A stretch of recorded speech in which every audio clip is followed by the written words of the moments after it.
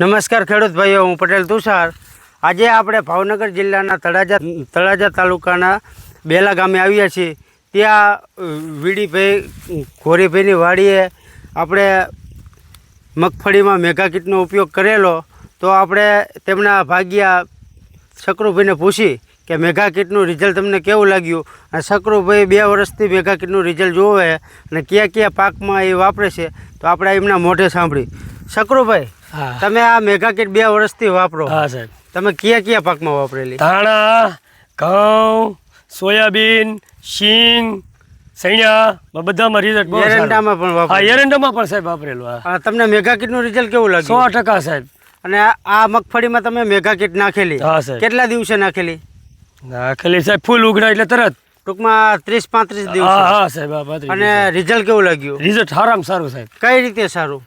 સારું એટલે બધી રીતે સારું સાહેબ. દોડમાં જોવો ને આ બધું. ખેડૂત ભાઈઓ, માલની દ્રષ્ટિએ પણ તમે જોઈ શકો છો, ગ્રોથ, હાઈટ, અને હજુ મગફળી કલરમાં પણ સારી.